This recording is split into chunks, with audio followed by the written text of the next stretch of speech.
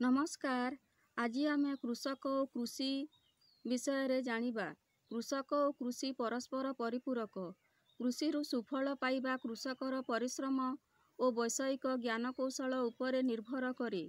एहा छड़ा प्रकृति उपरे मध्य चाष कार्य निर्भर करे। वर्तमान चाषी को चाष विषय रे तालीम नेबाकू पड़ुछि। केउ मासरे की प्रकार जमी रे की प्रकार बिहन सार कीटनाशक देबाकू पड़िबो तार पूरा ज्ञान रहिबा दरकार। चाष पई केवल वर्षा उपरे निर्भर न करी चाष पई केनाल बोरिंग पानी पंप रो व्यवस्था करिबा उचित। आगे चाष को निज भरण पोषण पई करा जाउथिला। वर्तमान चाष को व्यवसायिक दृष्टि रे करा जाउछि।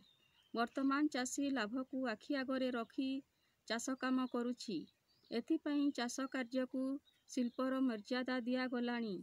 सरकार मध्य चाष पई ऋणर व्यवस्था करिबा संगे चाष पई बीमार व्यवस्था करुछंती। फलरे चाष समय रे आर्थिक असुविधा हेउ नाही। धन्यवाद।